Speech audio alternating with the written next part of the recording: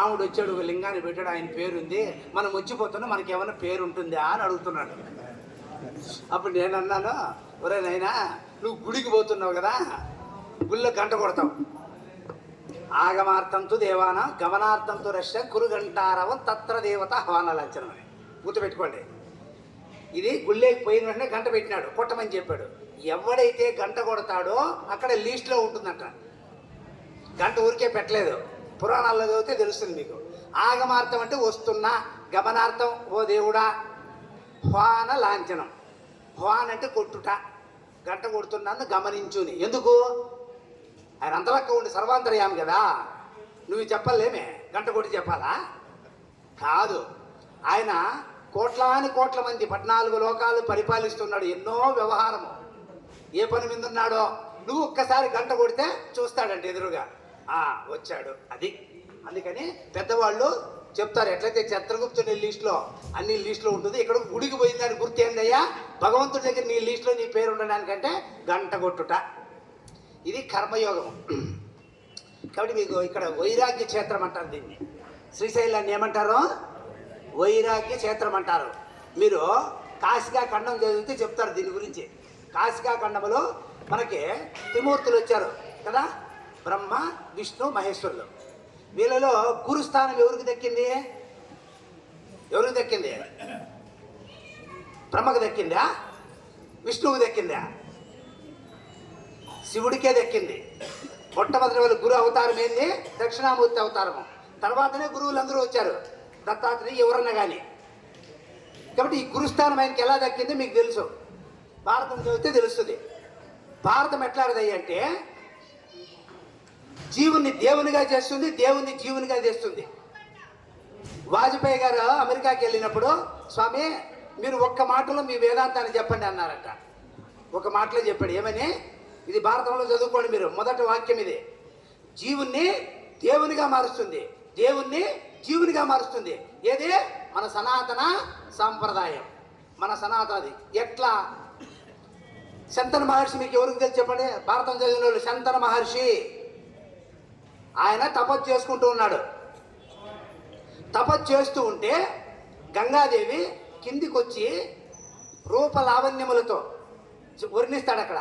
సీత కంటే గౌరి కంటే అందమైనది అని. అంత అందంగా ఆమెను తపస్సు చేసుకోవడం. అందుకేనట తపస్సు చేసే చోటికి, ఉపన్యాసాలు నడిచే చోటికి స్వామి చిన్మయ స్వామి చెప్తారు, శబ్దం చేయకూడదంట. ఇక్కడ కూడా పక్కన కూర్చున్న వాళ్ళు కూడా ఇదంతా చూసి నేర్చుకునేదంట, చెప్పితే నేర్చుకునేది కాదు. అందుకే కఠోపనిస్థితులు చెప్తాడు, ఎవడయ్యా శిష్యుడు అంటే చూచి నేర్చుకునేవాడే, చెప్పితే సచ్చిన శవంతో సమానమన్నాడు. చెప్పినాక నేర్చుకునేవాడు, చెప్పినా విననివాడు మూడోవాడు, శవం కంటే హీనుడు అని చెప్పింది. కాబట్టి ఈ బ్రహ్మ విద్య ఇంతకుముందు మన వాళ్ళు చెప్పారు మీకు చాలా చక్కగా, మిమ్మల్ని అందరినీ నవ్విస్తూ జోకులు వేస్తూ ఎన్నో విధాలుగా. ఎందుకు ఆ విధంగా చెప్పితే మీరు మీ యొక్క మనసు అంతర్ముఖమవుతుంది, ఆ శబ్దం మీద ఉంటుంది. శబ్దమే బ్రహ్మము. ఇప్పుడు ఎక్కడో శబ్దం పట్టుకుంటే అవన్నీ అనవసరమైన శబ్దాలు, ఇది అసలైన బ్రహ్మము. ఇక్కడ చెప్పేటువంటి భగవంతుని వాక్యాలు. కాబట్టి ఈ శంతన మహర్షి తపస్సు చేస్తూ ఉన్నాడు, కొన్ని ఏళ్ళ సంవత్సరాలు తపస్సు చేసుకుంటూ ఉన్నాడు. అప్పుడు ఈ గంగాదేవి అలా వచ్చింది. వస్తే అమ్మగారు వస్తే ఊరికే ఉంటారేమే, ఇద్దరు అమ్మగారు అలా పోతే గల్ గల్ గల్ కాళ్ళకు చేతలకు. ఆమె కూడా అలా వచ్చింది. అప్పుడు స్వామి కళ్ళు తెరిచాడు శబ్దం. అందుకే శబ్దం చేయకూడదు. మహాత్ముల దగ్గర, తపస్సు చేసుకునే వాళ్ళ దగ్గర, సాధన చేసుకునే వాళ్ళ దగ్గర కళ్ళు తెరిచి చూశాడు. ఆ కాలంలో చూసిన వెంటనే, అందుకేంట పసిబిడ్డ మనస్తత్వం యోగి మనస్తత్వం ఒకటే అని చెప్తుంది ఒక చోట. ఆకర్షణ వచ్చేసింది. అమ్మగారిని పిలిచాడు, రా ఇట్లా అన్నాడు. అమ్మగారు కూడా అలా వచ్చారు. వస్తే నువ్వంటే నాకు చాలా ఇష్టం, నువ్వంటే నాకు కూడా ఇష్టమే స్వామి అనేది. ఇంకేమవుతుంది? ఇష్టం అయితే సంసారం అవుతుంది. అక్కడి నుంచి పిల్లలు పుడతారు. సరే అమ్మ ఒక షరత్తు పెట్టింది. ఏమని షరత్తు పెట్టింది తెలుసా? అష్టభార్యల్లో ఇది ఒకటి పదం చెప్పేది వీళ్ళు ఉదయం. అదిగో మనకు సంసారం ఉండకూడదు, పిల్లలకి అందాము నీకు ఇష్టం ఉందన్నాళ్ళు నాకు ఇష్టం ఉందన్నాళ్ళు. సంసారం పిల్లలు ఉంటే కదా సంసారం అయ్యేది. పుట్టిన వాళ్ళందరినీ ఎత్తపోయి గంగలో పడేసింది. ఎవరు? గంగాదేవి. పుట్టిన పిల్ల గంగలో పడేసింది. సరే చూస్తూ ఉన్నాడు. సోక్రటీస్ లాగా. సోక్రటీస్ మీకు అందరికీ తెలుసు, గొప్పవాడు ఆ దేశాల్లో. ఆయనట భార్య మహా గయ్యాలట. ఆమె ఎప్పుడూ తిడుతూ ఉండేది. ఆయన చెవుల్లో దూది పెట్టుకున్నట్టుండేవాడు. కానీ ఒకరోజు ఏమైంది, ఆ కాలంలో మట్టేసి ఇల్లులు కదా, పైన మట్టేసుకుండేవాళ్ళు. ఈ బిల్డింగ్లు అవన్నీ ఎక్కడ ఆ టెక్నాలజీ లేదు కదా అప్పట్లో, వాళ్ళు కూడా అవే ఉన్నాయి. ఒకరోజు ఇట్లే సత్సంగం జరుగుతుంది. ఆ సత్సంగంలో కూర్చున్నాడు పోయి సోక్రటీస్. ఈయనకు పెద్ద తత్వవేత్త అని పేరుంది అనుకో సోక్రటీస్కి. కూర్చున్న తర్వాత అమ్మ వర్షం పట్టుకుంది, నీళ్ళు గారబట్టే ఇంట్లో.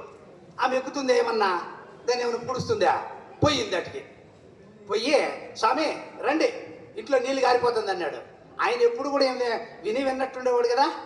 ఆ పక్కనే నీళ్ళ కొండ ఉన్నది, ఆ కొండ తీసింది, ఎత్తినేసింది. ఆ నీళ్ళని వెళ్ళిపోయినాయి. అప్పుడు అన్నాడట ఆయన, ఇన్నాళ్ళు ఊరికి ఉరుగులే వచ్చినాయి, ఈ పొద్దు వర్షం కూడా పడింది అన్నట్టు. ఎందుకు కొండ పగిలిపోతే నీళ్ళన్నీ కింద పడ్డాయి కదా. అంటే ఈరోజు కొంచెం ఎక్కువ కోపం చూపించింది. కాబట్టి ఈ విధంగా మహాత్ములు మనకి ఎన్నో ఉదాహరణలతో చెప్పినారు. ఎందుకు చెప్పినంటే జనులు అంత వేదార్థం ఉంది. ఇప్పుడు మనము వైరాగ్య క్షేత్రం అని చెప్పి కాశీఖండం చెప్తుంది, శ్రీశైలాన్ని. దీనికి శ్రీశైలము, శైలం అంటే ఏంటైనా రెండు అర్థాలు ఉన్నాయి. కొండ అని ఒక అర్థము, ఆ మధ్యలో వచ్చి వాగు అంటారు, దాన్ని కూడా శైలము అంటారంట సంస్కృతంలో. కాబట్టి శ్రీ మొదట్లో శ్రీ ఉంది. శ్రీ అంటే ఏంటి, ఇప్పుడు చెప్పకూడదు కొన్ని మాటలు.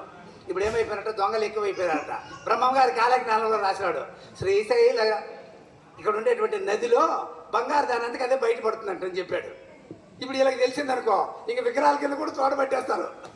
అందుకని శ్రీ అంటే ఇక్కడ బంగారు ఉంది, శ్రీ అంటే ఇంకొక అర్థం కూడా. కాబట్టి ఇది ఈ ఏరియాలో చాలా బంగారు ఉంది అని కూడా మన కాలజ్ఞాన ప్రమాణం చెప్తుంది, నేను చెప్పేది కాదు ఇది.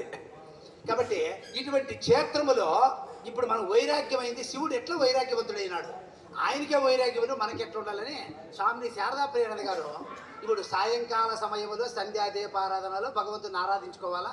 మీరందరూ కూడా మీకు అంత వచ్చినంత భజన నాకు రాదు, ఏదో కొద్దిగా పలకండి చాలు.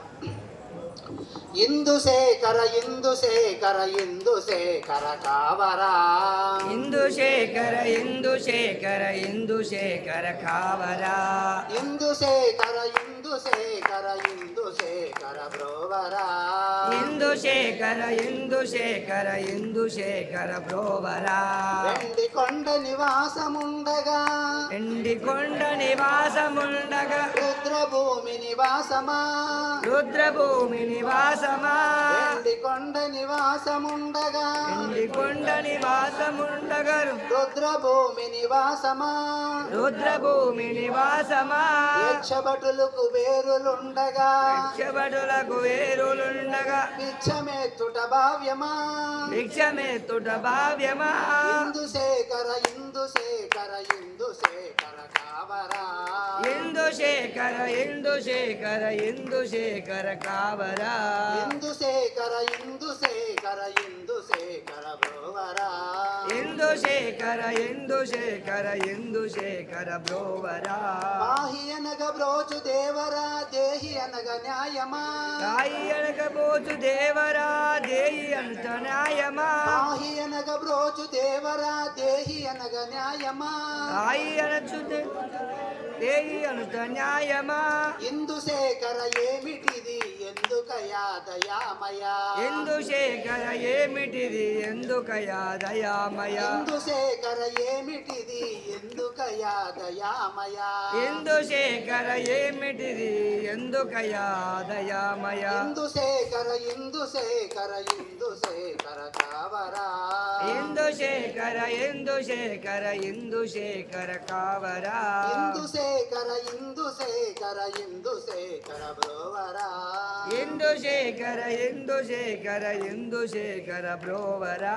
లోకమాత భవానీని సగభాగమై విలసిల్లగా, లోకమాత భవానిని సగభాగమై విలసిల్లగా, లోకమాత భవానీని సగభాగమై విలసిల్లగా, లోకమాత భవానిని సగభాగమై విలసిల్లగా, యోగి వలే విరాగి వలే యాల స్వామి విరాగమో, యోగి వలే మాగి వలే ఏల స్వామి విరాగము, యోగి వలే విరాగి వలే యాల స్వామి విరాగమో, యోగి వలే విరాగి వలే ఏల స్వామి విరాగము. బ్రహ్మ విష్ణుని రహస్యము పట్టజాలరు ఈశ్వర, బ్రహ్మ విష్ణుని రహస్యము పట్టజాలరు ఈశ్వర, బ్రహ్మ విష్ణుని రహస్యము పట్టజాలరు ఈశ్వర, బ్రహ్మ విష్ణుని రహస్యము పట్టజాలరు ఈశ్వర.